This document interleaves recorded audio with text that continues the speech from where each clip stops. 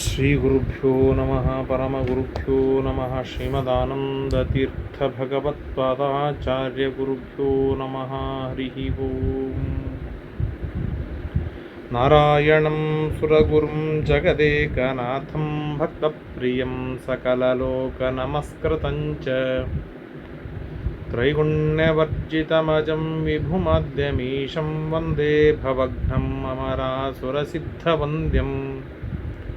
ನಾರಾಯಣಾಯ ಪರಿಪೂರ್ಣಗುಣರ್ಣವಾಯ ವಿಶ್ವೋದಯಸ್ಥಿತಿಲಯೋನ್ನಿಯತಿಪ್ರದಾಯ ಜ್ಞಾನಪ್ರದಾಯ ವಿಬುಧಾಸುರಸೌಖ್ಯದುಃಖಸತ್ಕಾರಣಾಯ ವಿತತಾಯ ನಮೋ ನಮಸ್ತೆ. ಸರ್ವಮಂಗಲಮಂಗಲ್ಯೆ ಶಿವೆ ಸರ್ವಾರ್ಥಸಾಧಿಕೆ ಶರಣ್ಯೆ ತ್ರ್ಯಂಬಕೆ ಗೌರಿ ನಾರಾಯಣಿ ನಮೋಸ್ತುತೆ. ಧರ್ಮ ವಿಜ್ಞಾನ ವೈರಾಗ್ಯ ಪರಮೈಶ್ವರ್ಯಶಾಲಿನಃ ಆನಂದತೀರ್ಥ ಭಗವತ್ಪಾದಾನ್ ವಂದೇ ನಿರಂತರಂ. ನಮೋಸ್ತು ತಾತ್ವಿಕಾ ದೇವಾಃ ವಿಷ್ಣುಭಕ್ತಿಪರಾಯಣಾಃ ಧರ್ಮಮಾರ್ಗೇ ಪ್ರೇರಯಂತು ಜ್ಞಾನಮಾರ್ಗೇ ಪ್ರೇರಯಂತು ಭವಂತಃ ಸರ್ವ ಏವ ಹಿ. ಆನಂದತೀರ್ಥೋಪದಿಷ್ಟೋ ನಿಧಿರ್ನಾರಾಯಣಃ ಪಯಃ ಪ್ರದರ್ಶಿತೋ ಯೇನ ಸಮ್ಯಕ್ ಜಯತೀರ್ಥಂ ತಮಾಶ್ರಯೇ. ನೌಮಿನ್ಯಾಯ ಸುಧಾಧಿಕೃಜ್ಜಯ ಮುನಿನ್ ಶ್ರೀಪಾದರಾಟ್ಸನ್ಮಣಿನ್ ವ್ಯಾಸಾರ್ಯಾನ್ ವಿವಿಧಾಗಮಾಬ್ಧಿವಿಹರಾನ್ ಶ್ರೀವಾದಿರಾಜಾನಪಿ ವಂದೇ ಹಂಸವರಾನ್ ರಘುತ್ತಮ ಗುರುನ್ ವೈದಗ್ಧ್ಯವರಾಂ ನಿಧೀನ್ ಶ್ರೀ ಸತ್ಯವ್ರತ ರಾಘವೇಂದ್ರ ಮುನಿಪಾನ್ ಸದ್ಬೋಧ ಸಧ್ಯಾನಪಾನ್. ವಿದ್ಯಾಪೀಠ ವಿಧಾತಾರಂ ವಿದ್ಯಾವಾರಿಧಿ ಚಂದಿರಂ ವಿದ್ಯಾರ್ಥಿವತ್ಸಲಂ ವಂದೇ ಮಹಾಮಹಿಮ ಸದ್ಗುರುಂ. ಆಪಾದಮೌಲಿಪರ್ಯಂತಂ ಗುರುಣಾಮಾಕೃತಿಂ ಸ್ಮರೇತ್ತೇನ ವಿಘ್ನಾಃ ಪ್ರಣಶ್ಯಂತಿ ಸಿದ್ಧ್ಯಂತಿ ಚ ಮನೋರಥಾಃ. ಶ್ರೀ ಗುರುಭ್ಯೋ ನಮಃ. ಶ್ರೀ ಗುರುಭ್ಯೋ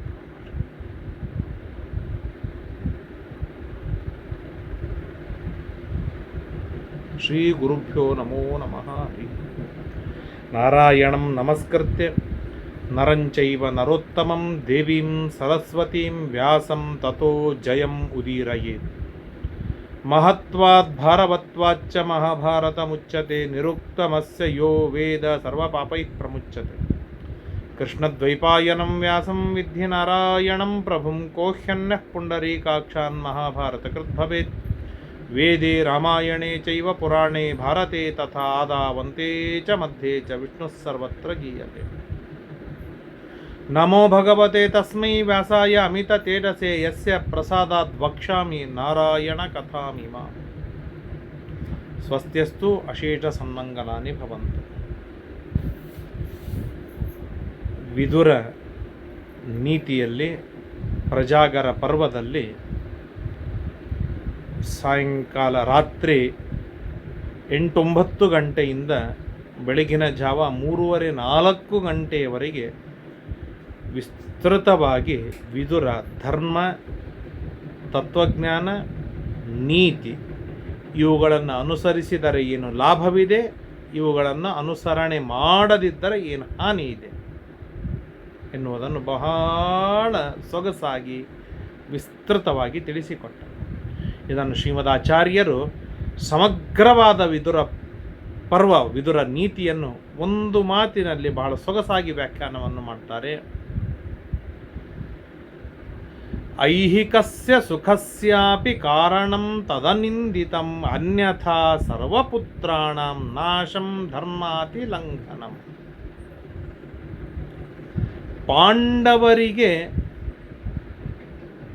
ಧರ್ಮಂ ಪಾರ್ಥಾನಾಂ ರಾಜ್ಯದಾಪನಂ, ಪಾಂಡವರಿಗೆ ರಾಜ್ಯವನ್ನು ಕೊಡುವುದು ಏನಿದೆ ಶ್ರೇಷ್ಠವಾದ ಧರ್ಮವಾಗಿದೆ. ಅದು ಯಾರಿಂದಲೂ ನಿಂದಿತವಾದದ್ದಲ್ಲ, ಅನಿಂದಿತವಾದ ಧರ್ಮವಾಗಿದೆ. ಶಾಸ್ತ್ರ, ಋಷಿ ಮುನಿಗಳು, ಹಿರಿಯರು, ಜ್ಞಾನಿಗಳಿಂದ ಅನಿಂದಿತವಾದ ಶ್ರೇಷ್ಠವಾದ ಧರ್ಮ ಅಂತಂದರೆ ಅದು ಪಾಂಡವರಿಗೆ ಅವರ ಪಾಲಿನ ರಾಜ್ಯವನ್ನು ಒಪ್ಪಿಸು. ಇದು ಏನಾಗಿದೆ? ಐಹಿಕಸ್ಯ ಸುಖಸ್ಯಾಪಿ ಕಾರಣಂ. ಮಕ್ಕಳು, ಮೊಮ್ಮಕ್ಕಳು, ಮರಿಮಕ್ಕಳಿಂದ ಸಹಿತನಾಗಿ ಐಹಿಕವಾಗಿ ಸಮೃದ್ಧವಾದ ಸುಖವನ್ನು ಅನುಭವಿಸಲಕ್ಕೂ ಸಹ ಕಾರಣವಾಗಿದೆ. ಅಂದರೆ ಧರ್ಮ ಮಾರ್ಗದಲ್ಲಿ ಇರುವುದು ಏನಿದೆ ಇದು ಐಹಿಕ ಸುಖಕ್ಕೂ ಕಾರಣವಾಗಿದೆ. ಅಂದರೆ ನಾವೇನು ತಿಳಿದಿದ್ದೇವೆ, ಐಹಿಕ ಸುಖವೇನಿದೆ ಇದು ನಾವು ಪಡೆದುಕೊಳ್ಳುತ್ತೇವೆ. ಸ್ವರ್ಗಾದಿ ಸುಖಗಳು ಬೇಕಾದರೆ ಧರ್ಮಕರ್ಮಗಳು ಬೇಕು. ಆ ಸ್ವರ್ಗಾದಿ ಸುಖಗಳು ಎಲ್ಲಾಗತ್ತೋ ಏನಾಗತ್ತೋ ಯಾರಿಗೆ ಗೊತ್ತು, ಯಾರಪ್ಪನಿಗೆ ಗೊತ್ತು. ಅಂದಮೇಲೆ ಸತ್ತ ಮೇಲೆ ಏನಾಗತ್ತೋ ಆಗತ್ತೆ. ಹೀಗಿದ್ದಾಗ ಈಗ ಯಾಕೆ ಧರ್ಮಕರ್ಮಗಳನ್ನು ಮಾಡಬೇಕು ಅಂತ ನಮ್ಮ ವಿಚಾರ. ಇಲ್ಲಿ ಶ್ರೀಮದ್ ಆಚಾರ್ಯರು ಈ ವಿದುರ ನೀತಿಯೊಳಗೆ ಸ್ಪಷ್ಟವಾಗಿ ನಿರ್ಣಯವನ್ನು ಕೊಟ್ಟು ವ್ಯಾಖ್ಯಾನವನ್ನು ಮಾಡ್ತಾರೆ. ಐಹಿಕಸ್ಯ ಸುಖಸ್ಯಾಪಿ, ಐಹಿಕವಾದ ಸುಖಕ್ಕೂ ಕೂಡ ಶಾಸ್ತ್ರದಲ್ಲಿ ನಿಂದಿಸದೇ ಇರುವ ಅನಿಂದಿತವಾದ ಧರ್ಮವನ್ನು ಮಾಡುವುದು ಇದು ಯೋಗ್ಯವಾದ ಶ್ರೇಷ್ಠವಾದ ಉಪಾಯವಾಗಿದೆ. ಅನ್ಯಥಾ ಇಲ್ಲಪ್ಪ ನಾನು ಮಾಡುವುದಿಲ್ಲ ಅಂತಂದರೆ ಸರ್ವಪುತ್ರಾಣಂ ನಾಶಂ ಧರ್ಮಾತಿಲಂಘನಂ, ನೀನು ಧರ್ಮವನ್ನು ಉಲ್ಲಂಘನೆ ಮಾಡಿದಿ, ಅಧರ್ಮ ಮಾರ್ಗದಲ್ಲಿ ನಡೆದಿ, ಅಧರ್ಮದಿಂದ ನಡೆದುಕೊಂಡಿ ಅಂತಾದರೆ ನಿನ್ನ 100 ಜನ ಮಕ್ಕಳಿಂದ ಸಹಿತನಾಗಿ ನೀನು ಸಾಯ್ತೀಯ. ಇದರೊಳಗೆ ವಿಚಾರವೇ ಇಲ್ಲ. ಒಟ್ಟಾರೆ ವಿದುರ ನೀತಿಯ ಸಾರಾಂಶ ನಿರ್ಣಯವನ್ನು ಶ್ರೀಮದಾಚಾರ್ಯರು ಸ್ಪಷ್ಟವಾಗಿ ಕೊಡ್ತಾರೆ. ಪಾಂಡವರಿಗೆ ರಾಜ್ಯ ಕೊಡುವುದು ಧರ್ಮವಾಗಿದೆ. ಆ ಧರ್ಮವನ್ನು ನೀನು ಸರಿಯಾಗಿ ನಡೆದುಕೊಂಡರೆ ಐಹಿಕವಾದ ಮಕ್ಕಳು ಮೊಮ್ಮಕ್ಕಳಿಂದ ಸಹಿತವಾದ ಏನೆಲ್ಲ ಸುಖವಿದೆ ಆ ಸುಖ ನಿನ್ನ ಪಾಲಿಗೆ ಇದೆ. ಪಾಂಡವರಿಗೆ ರಾಜ್ಯ ಕೊಟ್ಟಿಲ್ಲ ಅಂತಾದರೆ ಇದು ಧರ್ಮವನ್ನು ಮೀರಿದ ಹಾಗಾಯಿತು. ಧರ್ಮವನ್ನು ಮೀರಿದಿ ಅಂತಾದರೆ ನಿನ್ನ ಮಕ್ಕಳನ್ನು ಕಳೆದುಕೊಂಡವನಾಗಿ ಬಹಳ ದುಃಖವನ್ನು ಅನುಭವಿಸ್ತೀಯ, ಸಾಯ್ತೀಯ ಅಂತ ಇಷ್ಟು ಹೇಳಿದಾಗ ಧೃತರಾಷ್ಟ್ರ ಟಕ್ಕನೆ ಪ್ರಶ್ನೆಯನ್ನು ಕೇಳ್ತಾನೆ. ಹಾಗಾದರೆ ಈ ಸಾವನ್ನು ಗೆಲ್ಲುವುದಕ್ಕೆ, ಈ ಸಾವು ಬಾರದಿರುವುದಕ್ಕೆ ನಾನು ಏನು ಮಾಡಬೇಕು? ಅನುಕ್ತಂ ಯದಿತೆ ಕಿಂಚಿದ್ ವಾಚಾ ವಿದುರ ವಿದ್ಯತೆ ತನ್ಮೇ ಶುಶ್ರೂಷತೋ ಬ್ರೂಹಿ ವಿಚಿತ್ರಾಣಿ ಭಾಷಸೆ. ವಿದುರ ತಮ್ಮ ಭಾರೀ ಸುಂದರವಾಗಿ, ಮಾರ್ಮಿಕವಾಗಿ, ಧರ್ಮಾರ್ಥಗಳಿಂದ ಯುಕ್ತವಾಗಿ, ಮಾರ್ಗದರ್ಶಿಯಾಗಿ ಬಹಳ ಅದ್ಭುತ ರೀತಿಯಿಂದ ಮಾತನಾಡ್ತಾ ಇದೆಯಾ. ಇನ್ನೂ ಹೇಳದೇ ಇರುವ ವಿಷಯಗಳು ಏನಾದರೂ ಇದ್ದರೆ ಅದನ್ನೂ ನನಗೆ ಹೇಳು ಅಂತ ಕೇಳಿದಾಗ ವಿದುರ ಹೇಳ್ತಾನೆ, ಧೃತರಾಷ್ಟ್ರ ಕುಮಾರೋ ವೈ ಯಃ ಪುರಾಣ ಸನಾತನಃ ಸನತ್ಸುಜಾತಃ ಪ್ರೋವಾಚ ಮೃತ್ಯುರ್ನಾಸ್ತೀತಿ ಭಾರತ. ಇನ್ನು ನಿನಗೆ ಮೃತ್ಯುವೇ ಬೇಡ ಅಂತ ನೀನೇನು ಕೇಳಿದೆಯಲ್ಲ, ಹೇಗೆ ಮೃತ್ಯು ಆಗುವುದಿಲ್ಲ ಎನ್ನುವುದನ್ನು ನಾನು ಹೇಳಿಲ್ಲ. ಯಾಕೆ ಅದು ನನ್ನ ಪರಿಧಿಯೊಳಗೆ, ನನ್ನ ಚೌಕಟ್ಟಿನಲ್ಲಿ ಬರುವ ವಿಷಯವಲ್ಲವದು. ಹಾಗಾಗಿ ಸನತ್ಕುಮಾರರು ಹೇಳ್ತಾರೆ ಮೃತ್ಯುವೇ ಬರಲಿಕ್ಕೆ ಸಾಧ್ಯವಿಲ್ಲ ಎಂಬುದಾಗಿ ಗಟ್ಟಿಯಾಗಿ ಆರ್ಗ್ಯುಮೆಂಟ್ ಮಾಡಿ ಪ್ರತಿಪಾದನೆಯನ್ನು ಮಾಡ್ತಾರೆ ಸನತ್ ಸುಜಾತರು. ಹಾಗಾಗಿ ಅವರು ಹೇಳಬಹುದು. ಹಾಗಾದರೆ ಅವರು ಯಾವಾಗ ಬರ್ತಾರೆ ಅಂತಂದರೆ ಈಗ ಬರ್ತಾರೆ. ಅಲ್ಲ ನೀನೇ ಹೇಳಿಬಿಡಲ್ಲ ಅಂತ ವಿದುರಂದ್ರೆ, ಕಿಂ ತ್ವಮ್ನ ವೇದ ತದ್ಭೂಯೋ, ಅದನ್ನು ನೀವು ತಿಳಿದುಕೊಂಡಿಲ್ಲೇನೋ, ಮತ್ತೆ ತಿಳಿದಿದ್ದು ನನಗೆ ಹೇಳಿಬಿಡಲ್ಲ ಅಂತಂದರೆ ವಿದುರ ಹೇಳ್ತಾನೆ, ಶೂದ್ರಯೋನಾವಹಂ ಜಾತೋ ನಾತೋ ಅನ್ಯದ್ವಕ್ತು ಉತ್ಸಾಹೆ. ನಾನು ಶೂದ್ರ ಯೋನಿಯಲ್ಲಿ ಹುಟ್ಟಿ ಬಂದಿರೋಣದರಿಂದ ನನಗೆ ಏನು ಸೂಕ್ತವಾಗಿದೆ, ನನಗೆ ಏನು ಪರಿಧಿಯೊಳಗಿದೆ ಅದನ್ನು ನಾನು ಹೇಳಿದ್ದೇನೆ. ಅದನ್ನು ಮೀರಿದ ವಿಷಯಗಳನ್ನು ಹೇಳುವುದಕ್ಕೆ ನಾನು ಸಮರ್ಥನಲ್ಲ ಅಂತ ಯಾರು ಹೇಳ್ತಾರೆ? ಯಮಧರ್ಮರಾಜನ ಅವತಾರನಾದ, ವೇದವ್ಯಾಸ ದೇವರ ಶಿಷ್ಯನಾದ, ಪ್ರಚಂಡ ಮೇಧಾವಿ ಸರ್ವಜ್ಞನಾಗಿರ್ತಕ್ಕಂಥ ವಿದುರ ಹೇಳ್ತಾನೆ, ನನಗೂ ಒಂದು ಬಾರ್ಡರ್ ಇದೆ, ಅದನ್ನು ಮೀರಿ ನಾನು ಹೇಳಲಿಕ್ಕೆ ಸಾಧ್ಯವಿಲ್ಲ ಅಂತ ಹೇಳಿದಾಗ ಧೃತರಾಷ್ಟ್ರ ಹೇಳ್ತಾನೆ, ಬ್ರವೀಹಿ ವಿದುರತ್ವಂ ಮೇ ಪುರಾಣಂ ತಂ ಸನಾತನಂ ಕಥಮೇತೇನ ದ್ಯಾಹೇನ ಸ್ಯಾದಿಹೈವ ಸಮಾಗಮ. ನನಗೂ ಆ ಸನತ್ಕುಮಾರರ ಸಮಾಗಮ ಈ ದೇಹದೊಳಗೆ ಸತ್ತ ಮೇಲಲ್ಲ, ಈಗ ಯಾವಾಗ ಆಗುತ್ತೆ ಹೇಳು, ಅದು ಆ ಮಾರ್ಗವನ್ನು ತೋರಿಸಿಕೊಡು, ಅವರಿಂದ ನಾನು ತತ್ವಜ್ಞಾನವನ್ನು ತಿಳಿದುಕೊಳ್ತೇನೆ ಅಂತ ಹೇಳಿದಾಗ ಚಿಂತಯಾಮಾಸ ವಿದುರಃ ತಮ ಋಷಿಂ ಶಂಸಿತವ್ರತಂ. ಭಾರೀ ವ್ರತಾಚರಣ ನಿಷ್ಠರಾದ ಆಬಾಲ ಬ್ರಹ್ಮಚಾರಿಗಳಾದ 16 ವರ್ಷದ ಯುವಕರಾದ ಪ್ರಚಂಡ ಸ್ಫುರದ್ರೂಪಿಗಳಾದ ಸನಕ ಸನಂದನ ಸನತ್ಕುಮಾರ ಸನತ್ ಸುಜಾತರು ಅವರನ್ನು ನೆನೆಸ್ತಾರೆ. ಚಿಂತಯಾಮಾಸ. ಏನು ವಿದುರನ ಅದ್ಭುತವಾದಂಥ ಕನೆಕ್ಟಿವಿಟಿ. ಇವು ಯಾವುದು ಮೊಬೈಲ್ ಕನೆಕ್ಟಿವಿಟಿ ಯಾವುದೂ ಉಪಯೋಗವಿಲ್ಲವೇ ಇಲ್ಲ. ಎಷ್ಟು ಕನೆಕ್ಟ್ ಆದರೂ ಆ ಕ್ಷಣಕ್ಕೆ ಇಲ್ಲಿ ಬಂದು ಒದಗಲಿಕ್ಕೆ ಸಾಧ್ಯವಿಲ್ಲ. ಅಷ್ಟು ಅದ್ಭುತವಾದ ಕನೆಕ್ಟಿವಿಟಿಯಿಂದ ಸಚತ ಚಿಂತಿತಂ ಜ್ಞಾತ್ವಾ ದರ್ಶಯಾಮಾಸ ಭಾರತ. ಸನತ್ ಸುಜಾತರಿಗೆ ಗೊತ್ತಾಯಿತು ವಿದುರ ನಮ್ಮನ್ನು ನೆನೆಸ್ತಾ ಇದ್ದಾನೆ ಅಂತ ತಿಳಿದ ಕೂಡಲೇನೆ ಎದುರಿಗೆ ಪ್ರತ್ಯಕ್ಷರೇ ಆಗಿಬಿಡ್ತಾರೆ. ಯೋನ ಶಕ್ಯೋ ಮಯಾ ವಕ್ತುಂ ತ್ವಮಸ್ಮೈ ವಕ್ತುಮರ್ಹಸಿ ಯಂ ಶುತ್ವಾ ಯಂ ಮನುಷ್ಯೇಂದ್ರ ಸರ್ವ ದುಃಖಾತಿಗೋ ಭವೇತ್.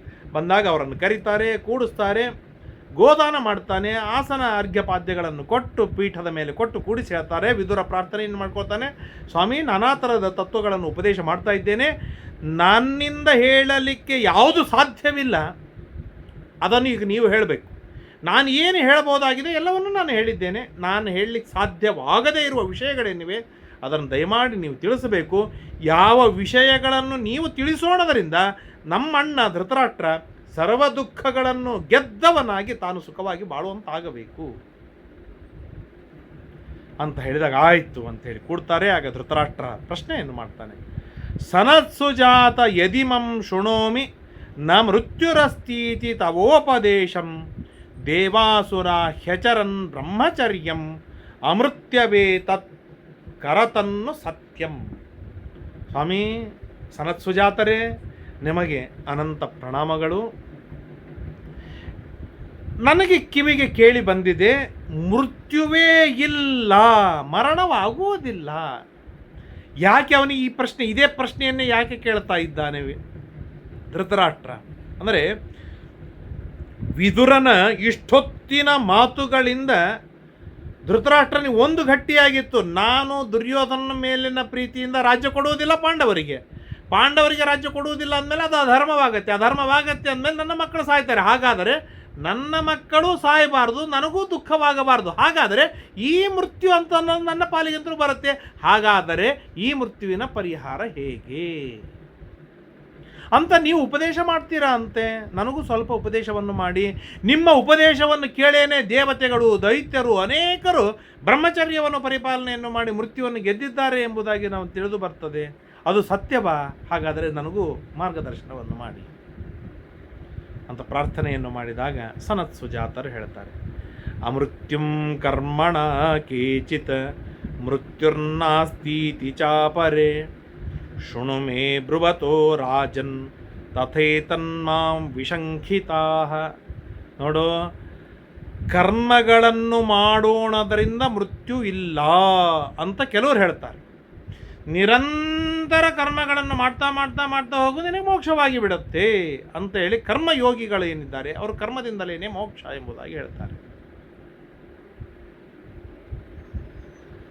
ಇನ್ನು ಕೆಲವರು ಏನು ಹೇಳ್ತಾರೆ ಅಂತಂದರೆ,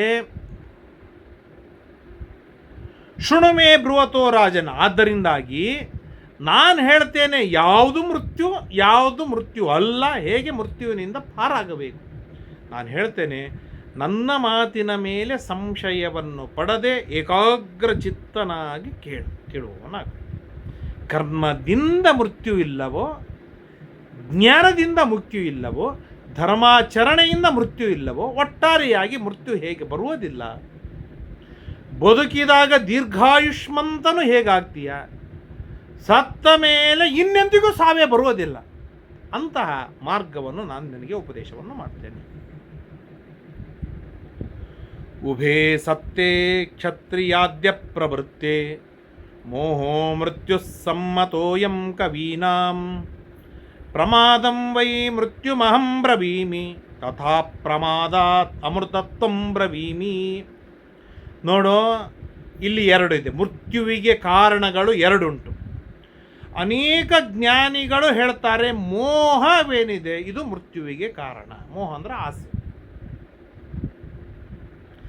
ಎಷ್ಟು ಆಸೆಗಳನ್ನು ಪಡ್ತಾ ಹೋಗ್ತಾನೆ, ಆ ಆಸೆಗಳೆಲ್ಲ ಜೇಡರ ಬಲಿಯಾಗಿ ಅವು ಬೆಳೀತಾ ಹೋಗುತ್ತೆ. ಹಾಗಾಗಿ ಆ ಆಸೆಗಳಿಂದ ಅವನು ಹೊರಗೆ ಬರಲಿಕ್ಕೆ ಸಾಧ್ಯವಿಲ್ಲ. ಅದನ್ನು ಝಾಡಿಸಿ ಮೇಲೆದ್ದು ಬರಲಿಕ್ಕೆ ಅವನಿಂದ ಆಗುವುದೇ ಇಲ್ಲ. ಆಸೆಗಳ ಸುಳುವಿನೊಳಗೇನೆ ಸಿಕ್ಕು ಬಿಡ್ತಾನೆ. ಇಷ್ಟು ದೊರಕಿದರೆ ಇನ್ನಷ್ಟು ಬೇಕೆಂಬ ಆಸೆ, ಇನ್ನಷ್ಟು ದೊರಕಿದರೆ ಮತ್ತಷ್ಟರಾಸೆ, ಕಷ್ಟ ಬೇಡೆಂಬಾಸೆ, ಕಡು ಸುಖವ ಕಾಂಬಾಸೆ, ನಷ್ಟ ಈ ಜೀವನದಾಸೆ ಪುರಂದರ ವಿಠಲ ಎಂಬುದಾಗಿ ಹೇಳಿದಂತೆ ಮೋಹ ಏನಿದೆ ಇದೇ ದೊಡ್ಡದಾದ ಮೃತ್ಯು. ಈ ಮೋಹಪಾಶದಿಂದ ಹೊರಗೆ ಬರುವುದು ಏನಿದೆ ಇದೇ ಮೃತ್ಯುವಿನಿಂದ ಪರಿಹಾರವಾಗುವ ಮಾರ್ಗ ಅಂತ ಕೆಲವರು ಹೇಳೋದುಂಟು. ಆದರೆ ನಾವು ನಮ್ಮ ವಿಚಾರ ನಾವು ಹೇಳೋದು ಪ್ರತ್ಯೇಕವಾಗಿದೆ. ಏನು ಅಂತಂದರೆ ಪ್ರಮಾದಂ ವೈ ಮೃತ್ಯುಮಹಂ ಬ್ರವೀಮಿ, ತಪ್ಪು ಮಾಡುವುದು ಏನಿದೆ ಇದುವೇ ಮೃತ್ಯು, ತಪ್ಪು ಮಾಡದಿರುವುದು ಏನಿದೆ ಇದುವೇ ಮೃತ್ಯುವಿನಿಂದ ಮೇಲೆದ್ದು ಬರುವುದು. ಆಸೆಯಿಂದಲೇ ತಪ್ಪುಗಳಾಗುವುದು, ಆದರೆ ಅದನ್ನು ಮೀರಿದ ಅಂಶವನ್ನು ಸನತ್ ಸುಜಾತರು ಹೇಳ್ತಾ ಇದ್ದಾರೆ. ಆಗ ಕೇಳ್ತಾರೆ, ಹಾಗಾದರೆ ತಪ್ಪು ಮಾಡುವುದು ಅಂತಂದರೆ ಏನೆಲ್ಲ ತಪ್ಪುಗಳು? ಇದಕ್ಕೆ ಶ್ರೀಮದ್ ಆಚಾರ್ಯರು ಬಹಳ ಸೊಗಸಾಗಿ ವ್ಯಾಖ್ಯಾನವನ್ನು ಮಾಡ್ತಾರೆ, ಅದ್ಭುತ ರೀತಿಯಿಂದ ವ್ಯಾಖ್ಯಾನವನ್ನು ಮಾಡ್ತಾರೆ. ಅವಿಸ್ಮೃತಿ ಸದಾ ವಿಷ್ಣೋ ಅನ್ಯಥಾ ಜ್ಞಾನವರ್ಜನ, ಶಾಸ್ತ್ರಾಭ್ಯಾಸ ತಥೋದ್ಯೋಗ ಶ್ರವಣಾಚ್ಚ ವಿಚಾರತಃ, ನಿಷಿದ್ಧಸ್ಯ ಚ ಸಂತ್ಯಾಗಃ ವಿಹಿತಸ್ಯ ಚ ಕೃತಿಃ ಸದಾ ಅಪ್ರಮಾದ ಇತಿ ಪ್ರೋಕ್ತಃ. ತಪ್ಪುಗಳು ಆಗುವುದು ಅಂತಂದರೆ ಏನದು? ಏನ ತಪ್ಪುಗಳು? ಸಣ್ಣ ಪುಟ್ಟ ತಪ್ಪುಗಳು ಲಕ್ಷ ಕೋಟಿಗಳಿವೆ. ಆ ತಪ್ಪುಗಳನ್ನು ಶ್ರೀಮದ್ ಆಚಾರ್ಯರು ಈ ಮಾತಿಗೆ ವ್ಯಾಖ್ಯಾನವನ್ನು ಮಾಡ್ತಾ ಇಲ್ಲ. ಮೃತ್ಯುವಿನಿಂದ ಗೆಲ್ಲುವುದಕ್ಕೆ ಬೇಕಾದ ತಪ್ಪುಗಳನ್ನು ಮಾಡದಿರುವುದಕ್ಕೇನಿದೆ ಅದರೊಳಗೆ ತಪ್ಪುಗಳು ಯಾವುದು ಎನ್ನುವುದನ್ನು ಎಷ್ಟು ಸುಂದರವಾಗಿ ಹೇಳ್ತಾರೆ. ಅವಿಸ್ಮೃತಿ ಸದಾ ವಿಷ್ಣು, ದೇವರನ್ನು ಮರೆಯುವುದು ಏನಿದೆ ಇದು ದೊಡ್ಡದಾಗಿರ್ತಕ್ಕಂಥ ತಪ್ಪು. ದೇವರನ್ನು ಮರೆಯುವುದು ಅಂತನ್ನೋದೇನಿದೆ ದೊಡ್ಡದಾದ ತಪ್ಪು. ಅಂತೆಯೇ ಶ್ರೀಮದ್ ಆಚಾರ್ಯರು ಈ ತಪ್ಪನ್ನು ಎಂದಿಗೂ ಮಾಡುವುದಿಲ್ಲ ಎನ್ನುವುದನ್ನು ನಾರಾಯಣ ಪಂಡಿತಾಚಾರ್ಯರು ಬಹಳ ಸೊಗಸಾಗಿ ತಿಳಿಸಿಕೊಡ್ತಾರೆ. ನಹಿ ಹರಿಂ ಸತತಂ ನನಮತ್ಯಸೌ ನಚ ನ ಪಶ್ಯತಿ ನಾಪಿ ನ ವಂದತೆ, ಅಭಿತಥೇತಿ ವಿಧಾಯ ವಿಶೇಷಿತ ಸನನು ಸಾಧು ಜನಾನ್ ಸಮಶಿಕ್ಷಯತ, ಭಗವತಿ ಭಕ್ತ್ಯತಿಶಯೇನ ಭಗವದುಪಾಸನಾರ್ಥಂ ಸ್ವೇಚ್ಛೆಯಾ ಗೃಹೀತ ರೂಪಾಣ. 24 ಗಂಟೆ 360 ದಿನ ಸಂಪೂರ್ಣವಾದ ಅವರ 100 ವರ್ಷದ ಜೀವನದೊಳಗೆ ಅಖಂಡವಾಗಿ ದೇವರನ್ನು ಕಾಣ್ತಾರೆ. ದೇವರ ಸ್ಮರಣೆ ಇರುತ್ತೆ, ದೇವರ ಚಿಂತನೆ ಇರ್ತದೆ. ದೇವರನ್ನು ಮರೆತರು ಎನ್ನುವುದು ಒಟ್ಟಾರೆಯಾಗಿ ವಾಯುದೇವರಿಗಿಲ್ಲ. ಆ ತಪ್ಪು, ದೇವರನ್ನು ಮರೆಯುವ ತಪ್ಪು ಏನಿದೆ ಮುಂದಿನವರು ಎಲ್ಲರೂ ಮಾಡ್ತಾರೆ. ನಾವು ಏನಿದೆ ಅಖಂಡವಾಗಿ ಮರಿತೇವೆ. ದೇವರ ಪೂಜೆ ಮಾಡುವಾಗಲೂ ದೇವರ ಎಚ್ಚರಿಕೆ ಇಲ್ಲದಿರುವಷ್ಟರ ಮಟ್ಟಿಗೆ ದೇವರನ್ನು ಮರ್ತು ಹಾಕಿಬಿಟ್ಟಿರ್ತೇವೆ. ಇದು ಮೊದಲನೇ ತಪ್ಪು. ಈ ತಪ್ಪಿಗೆ ಉಪೋದ್ಬಲಕವಾಗಿಯೇ ದಾಸರು ಹೇಳ್ತಾರೆ, ದೇವರನ್ನು ನೆನಪಿನಲ್ಲಿ ಇರುವುದಕ್ಕೆ ಕಾರಣವೇನು ಅಂತಂದರೆ ಕಣ್ಣಿನಿಂದ ದೇವರನ್ನು ನೋಡಬೇಕು, ಕಿವಿಯಿಂದ ದೇವರನ್ನು ಕೇಳಬೇಕು, ಬಾಯಿಯಿಂದ ದೇವರನ್ನು ಉಚ್ಚಾರಣೆ ಮಾಡಬೇಕು, ಮನಸ್ಸಿನಿಂದ ದೇವರನ್ನು ಸ್ಮರಣೆ ಮಾಡಬೇಕು, ಕಾಲಿನಿಂದ ದೇವರಿಗೆ ಪ್ರದಕ್ಷಿಣೆ ಹಾಕಬೇಕು, ಕೈಯಿಂದ ದೇವರಿಗೆ ಅರ್ಚನೆಯನ್ನು ಮಾಡಬೇಕು. ಇವುಗಳನ್ನು ನಮ್ಮ ಇಂದ್ರಿಯಗಳಿಂದ ದೇವರ ಬಗ್ಗೆ ಕಾರ್ಯಗಳನ್ನು ಕ್ರಿಯೆಗಳನ್ನು ಮಾಡ್ತಾ ಇದ್ದರೆ ಆಗ ದೇವರ ಎಚ್ಚರಿಕೆ ಇರುತ್ತೆ, ದೇವರ ನೆನಪು ಇರುತ್ತೆ. ಇದನ್ನೇ ದಾಸರು ಹೇಳ್ತಾರೆ, ಹರಿಮೂರ್ತಿಗಳು ಎನ್ನ ಕಂಗಳಿಗೆ ಕಾಣಿಸವು, ಹರಿಕೀರ್ತನೆಯು ಕೇಳಿಸದೆನ್ನ ಕಿವಿಗೆ, ಹರಿ ಮಂತ್ರ ಸ್ತೋತ್ರ ಬಾರದು ಎನ್ನ ನಾಲಿಗೆಗೆ, ಹರಿಪ್ರಸಾದವು ಜಿಹ್ವೆಗೆ ಸವಿಯಾಗದಯ್ಯ ಆವ ರೋಗವು. ಈ ರೋಗ ಪರಿಹಾರ ಆಯಿತು, ದೇವರ ಸ್ಮರಣೆ ಬರುತ್ತೆ ಎನ್ನುವ ನಿಟ್ಟಿನೊಳಗೆ ದಾಸರು ಪ್ರಾರ್ಥನೆಯನ್ನು ಮಾಡ್ತಾರೆ. ಅವಿಸ್ಮೃತಿ ಸದಾ ವಿಷ್ಣು. ಅನ್ಯಥಾ ಜ್ಞಾನ ವರ್ಜನಂ, ದೇವರ ಬಗ್ಗೆ ಅನ್ಯಥಾ ಜ್ಞಾನ ಮಾಡಿಕೊಳ್ಳುವುದೇನಿದೆ ಇದು ದೊಡ್ಡದಾಗಿರ್ತಕ್ಕಂಥ ತಪ್ಪು. ದೇವರಲ್ಲಿ 8 ಗುಣವಿವೆ, ದೇವರಲ್ಲಿ ಇಷ್ಟೇ ಸೀಮಿತ ಶಕ್ತಿ ಇದೆ, ದೇವರು ಹೀಗಿದ್ದಾನೆ, ನನ್ನ ಹಾಗೆ ಕಷ್ಟವನ್ನು ಅನುಭವಿಸ್ತಾನೆ, ನನ್ನ ಹಾಗೆ ದುಃಖವನ್ನು ಅನುಭವಿಸ್ತಾನೆ, ಈ ಪ್ರಪಂಚಕ್ಕೆ ಮಾತ್ರ ದೇವರು ದೇವರಾಗಿದ್ದಾನೆ, ಇನ್ನೊಂದು ಪ್ರಪಂಚಕ್ಕೆ ದೇವರಲ್ಲ, ಇನ್ನೊಬ್ಬರು ಯಾರೋ ದೇವರಾಗಿದ್ದಾರೆ. ಈ ರೀತಿಯಾಗಿ ದೇವರ ಬಗ್ಗೆ ತಪ್ಪು ತಿಳುವಳಿಕೆ ಏನಿದೆ ಇದು ದೊಡ್ಡದಾದ ಅನರ್ಥಕಾರಿ. ಇದು ಮಹಾಮೃತ್ಯು, ಅರ್ಥಾತ್ ಅಂಧಂತಮಸ್ಸು. ಈ ಮೃತ್ಯುವಿನಿಂದ ಹೊರಗೆ ಬರಲಿಕ್ಕೆ ಸಾಧ್ಯವಿಲ್ಲ. ಅಂತಹ ಮೃತ್ಯುವನ್ನು ಶ್ರೀಮದಾಚಾರ್ಯರು ಹೇಳ್ತಾ ಇದ್ದಾರೆ. ಅನ್ಯಥಾ ಜ್ಞಾನವರ್ಜನಂ ಶಾಸ್ತ್ರಾಭ್ಯಾಸಾತ್, ನಿರಂತರವಾಗಿ ಅರ್ಧ ಗಂಟೆಯಾದರೂ ಪ್ರತಿನಿತ್ಯ ಶಾಸ್ತ್ರಾಧ್ಯಯನವನ್ನು ಮಾಡುವುದು ಏನಿದೆ, ತಪ್ಪು ಮಾಡದಿರುವವರ ಲಿಸ್ಟಿನೊಳಗೆ ಸೇರಿಕೊಳ್ತಾನೆ. ಶಾಸ್ತ್ರಾಭ್ಯಾಸವನ್ನು ತಪ್ಪಿಸುವುದು ಏನಿದೆ, ಇದು ದೊಡ್ಡದಾಗಿರ್ತಕ್ಕಂಥ ತಪ್ಪು. ಇವತ್ತು ಶಾಸ್ತ್ರಾಧ್ಯಯನವನ್ನು ಮಾಡುವುದಕ್ಕಾಗಿ ಗುರುಗಳ ಬಳಿಯೇ ಹೋಗಬೇಕಂತೂ ಏನಿಲ್ಲ. ನಮ್ಮ ಮೊಬೈಲಿನೊಳಗೆ ನಮಗೆ ಸಿಕ್ಕು ಬರ್ತದೆ ಶಾಸ್ತ್ರಾಧ್ಯಯನ. ಶ್ರೀಮದ್ ಭಾಗವತ, ಮಹಾಭಾರತ ಮೊದಲಾದ ಪುರಾಣ ಗ್ರಂಥಗಳನ್ನು ಕೇಳುವುದರಿಂದ ಸಾಕು. ಅಟ್ಲೀಸ್ಟ್ ಈ ಒಂದು ಅಂಶದೊಳಗಾದರೂ ಆ ಅರ್ಧ ಗಂಟೆಯಾದರೂ ತಪ್ಪು ಮಾಡದಿರುವಂತಹ ಸಮಯ ನಾವು ಅಡ್ಜಸ್ಟ್ ಮಾಡಿಕೊಂಡಂತೆ ಆಗುತ್ತೆ. ಶಾಸ್ತ್ರಾಭ್ಯಾಸದಿಂದ ದೂರ ಇರ್ಬೋದು, ದೊಡ್ಡದಾದ ತಪ್ಪು. ತಥಾ ಉದ್ಯೋಗಾತ್ ಧರ್ಮಾಚರಣೆಗೆ ನಿರಂತರ ಪ್ರಯತ್ನವನ್ನು ಮಾಡದಿರೋದು ಏನಿದೆ, ಇದು ದೊಡ್ಡದಾಗಿರ್ತಕ್ಕಂಥ ತಪ್ಪೇ ಇದು. ಆಗಲಿ, ದೇವರು ಮಾಡಿಸಿದ್ರೆ ಮಾಡ್ತೇನೆ ಅಂತ ಹೇಳಿ ತನ್ನಟಕ್ಕೆ ನಾನು ಕೂಡೋದೇನಿದೆ, ಇದು ದೊಡ್ಡದಾದಂತಹ ತಪ್ಪು ಇದು. ಶ್ರವಣಾತ್ ನಿರಂತರವಾಗಿ ಪಾಠ ಪ್ರವಚನಗಳನ್ನು ಶ್ರವಣ ಮಾಡದೇ ಇರುವುದು ಏನಿದೆ, ಇದು ಒಂದು ದೊಡ್ಡದಾಗಿರ್ತಕ್ಕಂಥ ತಪ್ಪೇ. ವಿಚಾರತಃ ಮನಸ್ಸಿನಿಂದ ದೇವರ ಸರ್ವೋತ್ತಮತ್ವವನ್ನು, ವಾಯುದೇವರ ಜೀವೋತ್ತಮತ್ವವನ್ನು, ಶಿವನ ವೈಷ್ಣವೋತ್ತಮತ್ವವನ್ನು, ಉಳಿದ ಜೀವರಾಶಿಗಳ ತಾರತಮ್ಯವನ್ನು, ಭೇದಜ್ಞ ಎಲ್ಲವನ್ನು ಸರಿಯಾಗಿ ವಿಚಾರವನ್ನು ಮಾಡಿ ನಿರ್ಣಯವನ್ನು ಮಾಡಿ ತಿಳಿದುಕೊಳ್ಳದೆ ಇರುವುದು ಏನಿದೆ, ಇದು ದೊಡ್ಡದಾಗಿರ್ತಕ್ಕಂಥ ತಪ್ಪು.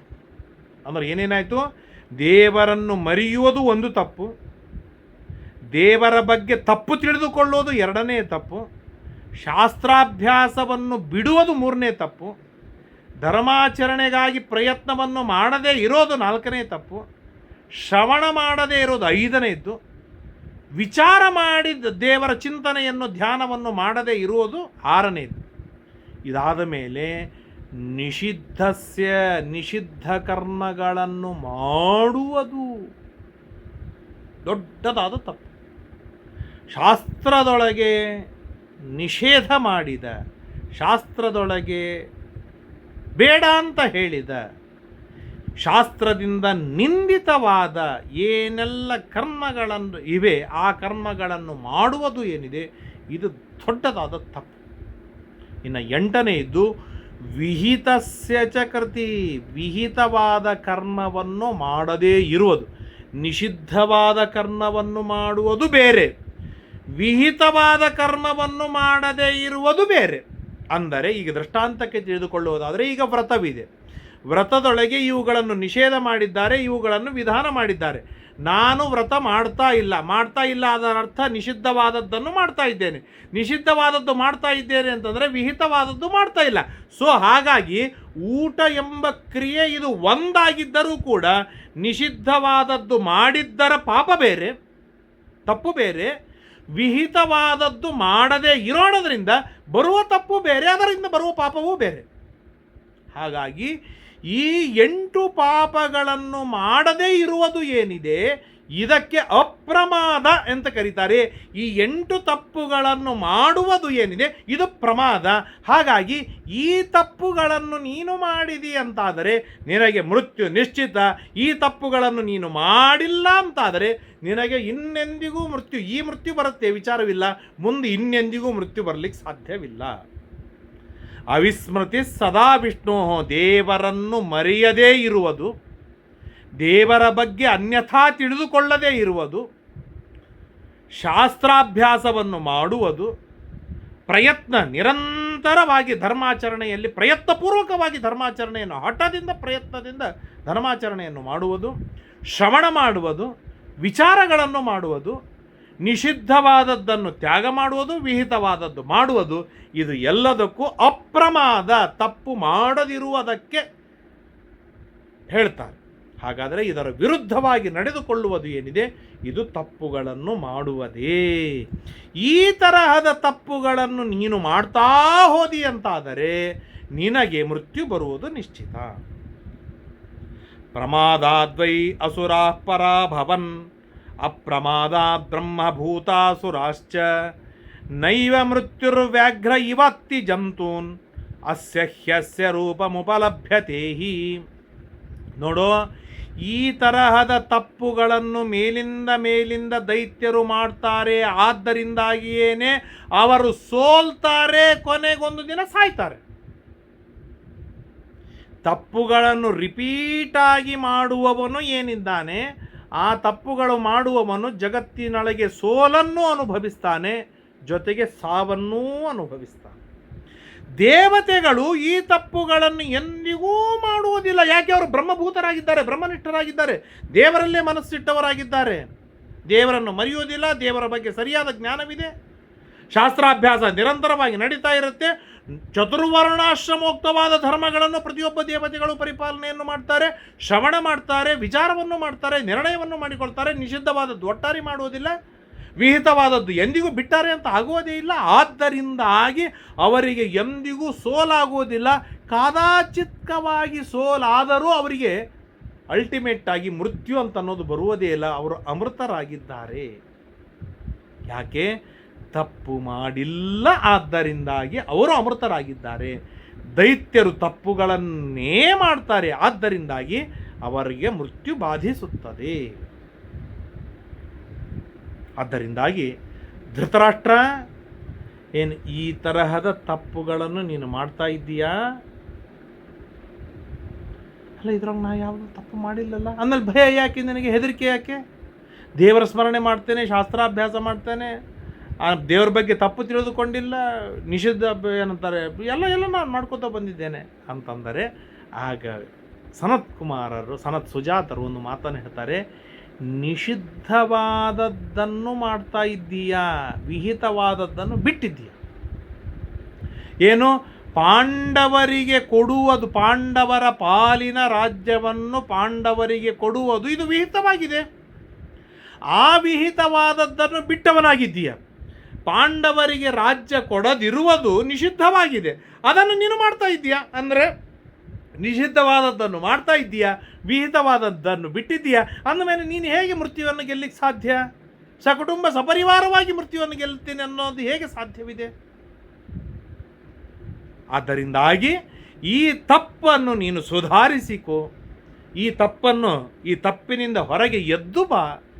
ಆಗ ನಿನಗೆ, ನಿನ್ನ ಕುಟುಂಬಕ್ಕೆ ಮೃತ್ಯು ನಿನ್ನ ಬಳಿಯೂ ಬರುವುದಿಲ್ಲ ಎಂಬುದಾಗಿ ಸನತ್ ಸುಜಾತರು ಉಪದೇಶವನ್ನು ಪ್ರಾರಂಭವನ್ನು ಮಾಡ್ತಾರೆ. ಮುಂದೆ ತುಂಬ ಕಠಿಣವಾದಂತಹದ್ದು, ಮಹಾಭಾರತದಲ್ಲೇನೆ ಅನೇಕ ಘಟ್ಟಗಳಲ್ಲಿ ಕಷ್ಟವಾದದ್ದು ಈ ಸನತ್ ಸುಜಾತೀಯ ಎಂಬುದಾಗಿ ನಾವು ಭಾವಿಸಬಹುದು.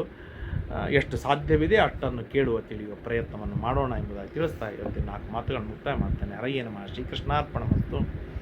ಯಸ್ಸರ್ವಗುಣ ಸಂಪೂರ್ಣಃ ಸರ್ವದೋಷ ವಿವರ್ಜಿತಃ ಪ್ರಿಯತಾಂ ಪ್ರೀತಯೇವಾಲಂ ವಿಷ್ಣುರ್ಮೇ ಪರಮಸ್ಸಹೃತ ಅನೇನ ಭಾವಿ ಯತ್ಪುಣ್ಯಂ ತದಾಪ್ನೋತು ಗುರುನ್ನಮ. ಶ್ರೀಕೃಷ್ಣಾರ್ಪಣಮಸ್ತು.